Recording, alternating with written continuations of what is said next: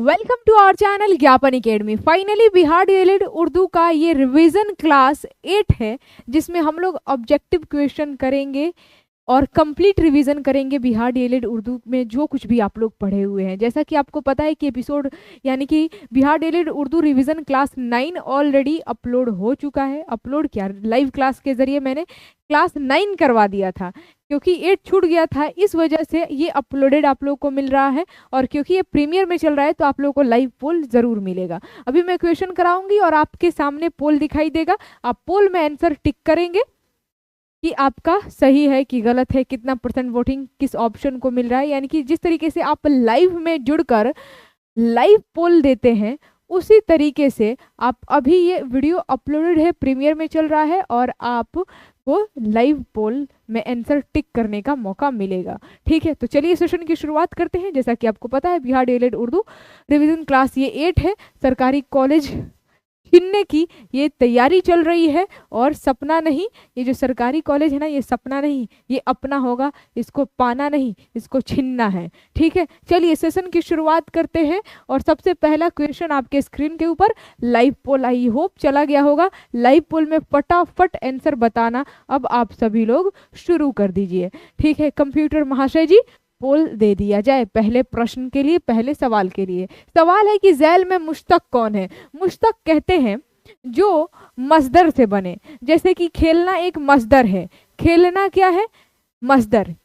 और खेलना से खेलने वाला बन गया, खेलने वाली बन गया, खिलाड़ी बन गया, तो ये सब क्या कहलाएगा? मुश्तक कहलाएगा। तो देखिए, खेलना से खिलाड़ी बन गया, ये हो जाएगा मुश्तक। Option number B will be the correct option. खेलना हो जाएगा मस्दर, और खेल, क्योंकि ऐसा लग रहा है ना खेल खेलना से बना है, लेकिन खेल जो है ना खेलना से नहीं बना है, यानी कि मस्दर से नहीं बना है। मानी और असर मस्दर का खींच रहा है, यानी कि खेलना का खींच रहा है, तो ये खेल कहलाएगा हासिल मस्दर। ये सारा टॉपिक और ये सारा क्वेश्चन आंसर मैं आप लोग को ऑलरेडी करा चुकी हूँ, क्योंकि ये रिवीजन चल रहा है तो फटाफट रिवीजन करेंगे। डायरेक्ट क्वेश्चन का आंसर या तो सही नहीं तो गलत होगा आपका। अब इस क्वेश्चन का आंसर आई होप आप ऑप्शन नंबर बी लगाए होंगे, बिल्कुल सही जवाब है। Option number B will be the correct option. दूसरा प्रश्न, अलम की कितनी किस्में हैं? यानी कि पूछ रहा है कि इसमें अलम की कितनी किस्में हैं। ऑप्शन ए में है 2, बी में है 5, सी में है 7 और डी में है 10। आपको पता है इसमें अलम की 5 किस्में होती है। कौन कौन सी? खिताब, लक़ब, कुन्नियत, तखल्लुस और उर्फ। ठीक है, तो option number B will be the correct option. अगले प्रश्न के लिए, अगले सवाल के लिए कंप्यूटर महाशय जी पोल दे दिया जाए। क्वेश्चन नंबर 43 है कि झैल में कुन्नियत की मिसाल है। ए में है अबू बकर, बी में है बिन्नत ज़ैनब, सी में है उम कुलसुम और डी में इनमें सभी। कुन्नियत किसको कहते हैं? जिस नाम में आपको अबू लिखा हुआ दिखाई दे, उम लगा हुआ दिखाई दे, बिन्त लगा हुआ दिखाई दे, या फिर आपको इब्न लगा हुआ दिखाई दे। इब्न, ये चारों लफ्ज आपको जिस नाम के आगे लगा हुआ दिखाई दे उसको आप कुन्नियत टिक करेंगे। तो अबू भी लगा है, बिन्त भी लगा है, उम भी लगा है, यानी कि ऑप्शन नंबर डी, ये सभी will be the correct option. D हो गया बिल्कुल सही जवाब। आगे बढ़ते हैं, अगला प्रश्न, करना से इसमें आला क्या होगा? इसमें आला कहते हैं औजार या फिर हथियार के नाम को, तो करना से करनी हो जाएगा। करना से करनी एक औजार का नाम हो जाएगा। तो इसमें आला, मैं बोली थी ना आला से भाला याद रखना है, औजार या फिर हथियार के नाम को कहते हैं। इसमें आला करना से करनी हो जाएगा। फिर अगला प्रश्न है कि वह नज्म जो 3-3 मिसरों पर मुश्तमिल हो उसे मुसल्लस कहा जाता है। Option number D will be the correct option. A मुखम्मस है, बी रुबाई है, सी में कता है, लेकिन ये तीनों रॉन्ग हो जाएगा। ऑप्शन नंबर डी अगर आप लगा रहे हैं तो बिल्कुल सही जवाब है। आगे बढ़ते हैं, अगला सवाल है, रुबाई में कितने मिसरे होते हैं? तो 4-4। Option number C will be the correct option. इसमें क्या था? 3-3 मिसरों पर, इसमें 4-4 मिसरों पर। उसके बाद से अगला प्रश्न है कि शायर की जमा क्या होगी? तो शायर का होता है जमा, याद रखिएगा, बहुवचन। जो प्लूरल होता है शायर का वो होता है शुअरा। C will be the correct option. इसका सही आंसर क्या हो जाएगा? शुअरा। आप इसको मुशायरा मत लगा दीजिएगा। आगे बढ़ते हैं, अगला सवाल, अबद का मानी क्या होता है? देखिए, ऐन वाला अबद है ना, तो इस ऐन वाले अबद का मतलब आपको बताना है। ए में है हमेशा, बी में है अभी, सी में है मालिक और डी में है गुलाम। तो इस ऐन वाले अबद का मतलब होता है गुलाम। ऑप्शन नंबर डी हो गया बिल्कुल सही जवाब। फास्ट आंसर आप सभी लोग लगाइए। आगे बढ़ते हैं, अगला सवाल, ज़ैल में इसमें कीफियत की मिसाल है। इसमें कीफियत ए में है जवान, बी में है जवानी, सी में नौजवान और डी में से कोई नहीं।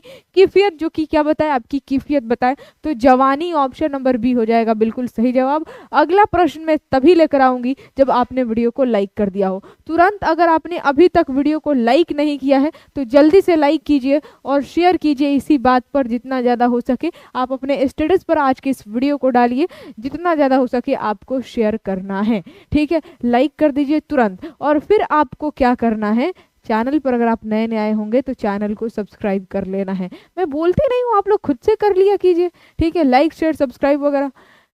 फिर अगला प्रश्न है कि ज़ैल में इसमें मुकब्बर, मुकब्बर का मतलब होता है बड़ा किया हुआ, जिस नाम से बड़ापन जाहिर हो उसको कहते हैं इसमें मुकब्बर, ठीक है। तो यहाँ पर शाहराह है, शहसवार है और शाहकार है और डी में इनमें से कोई, ये सब क्या है, ये सब इसमें मुकब्बर है।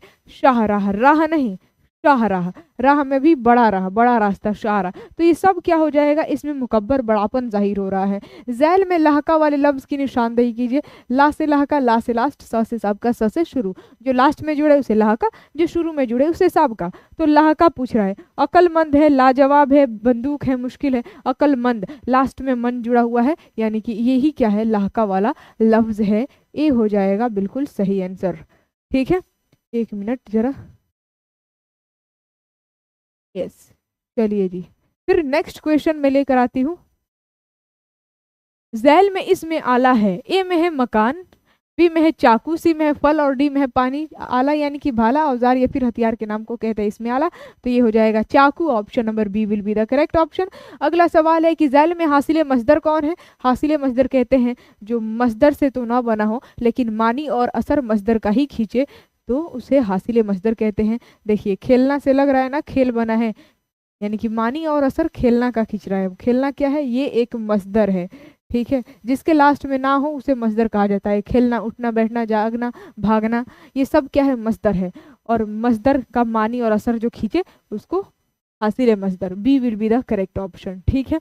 आगे बढ़ते हैं, अगला प्रश्न, अगला सवाल है कि ज़ैल में इसमें मुसग्गर लफ्ज है, यानी कि इसमें मुसग्गर, मुसग्गर का मतलब होता है छोटा किया हो, जिससे छोटापन जाहिर हो, तो किताबचा, छोटापन जाहिर हो रहा है, C will be the correct option. आगे बढ़िए, ज़ैल में शेर की जमा कौन है। शेर की जमा, पहले शायर का पूछा था, अब शेर का पूछ रहा है, तो शायर का जमा शुअरा, शेर का जमा होता है अशआर, ठीक है। ऑप्शन नंबर ए नहीं होगा, ये शायर की जमा है, शायर का जमा होता है शुअरा और शेर की जमा होता है अशआर, option number B will be the correct option, ठीक है। आगे बढ़ते हैं, अगला सवाल आपसे कह रहा है कि बताइए ज़ैल में कौन सा लफ्ज़ मुज़क्कर है। तो पानी, ऑप्शन नंबर ए में ही दिख जा रहा है, पानी साफ है। हम लोग ऐसे थोड़ा ना बोलते हैं पानी साफ ही है, नहीं बोलते हैं। इट मीन्स पानी क्या है, ये एक मुज़क्कर पुल्लिंग लफ्ज़ है। खुशबू आ रही है, ये मुअन्नस है। आवाज़ आ रही है, ये भी मुअन्नस है।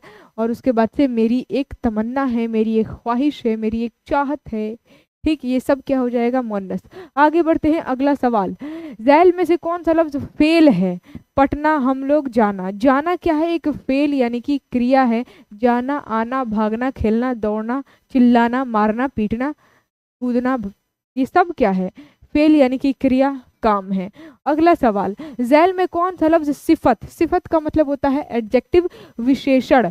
तो अच्छा, जो विशेषता बताए उसे कहते हैं हम लोग क्या, सिफत, विशेषण।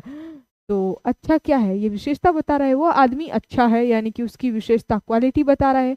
अच्छा लफ्ज़ से हमें पता चल रहा है, तो ये अच्छा शब्द क्या कहलाएगा, विशेषण, उर्दू में सिफत।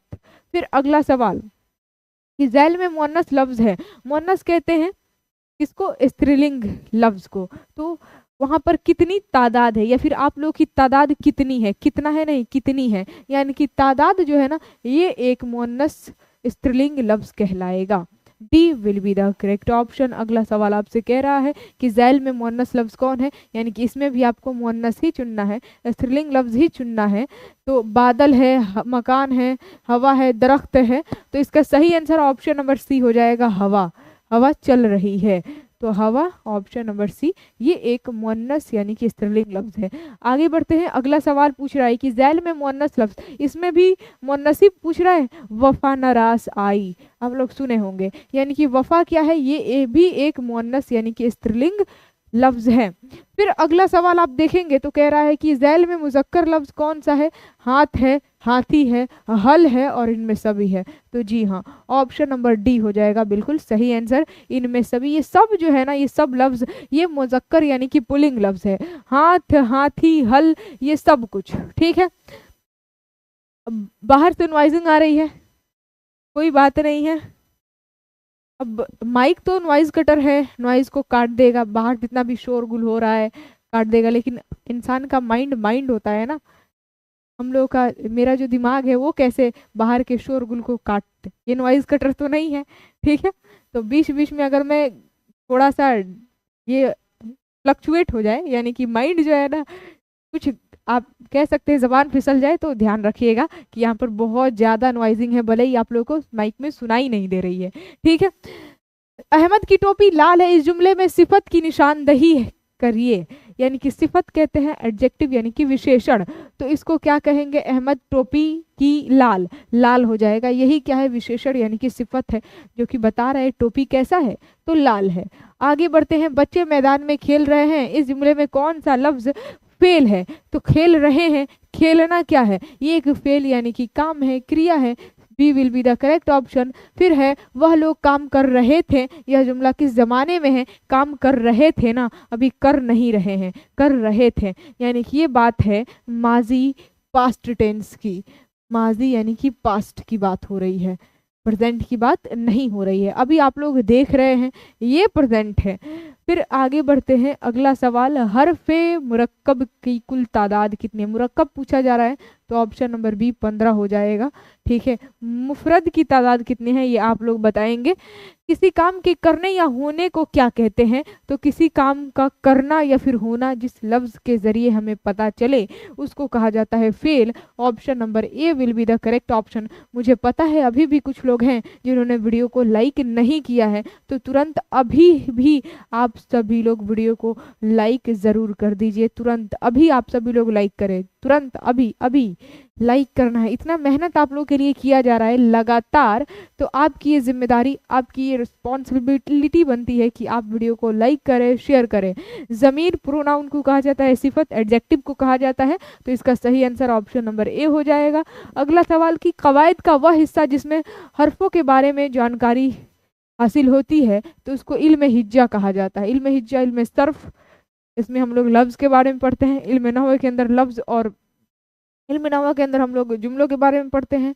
ठीक है, तो इल्म हिज्जा, इल्म सर्फ, इल्म नहव, इल्म बलागत और इल्म उरूज होता है, टोटल चारों तो यहाँ पर ऑफकोर्स दे ही दिया है, एक 9 ही तो नहीं दिया है। शायर का वह नाम जिसे वह अपने शार में इस्तेमाल करता है उसे क्या कहते हैं, शायर हजरात जो अपने शेर और शायरी में नाम यूज करते हैं ना, एक खास नाम होता है, उसको तखल्लुस कहा जाता है। किधर गया, ये है ऑप्शन नंबर डी में है तखल्लुस।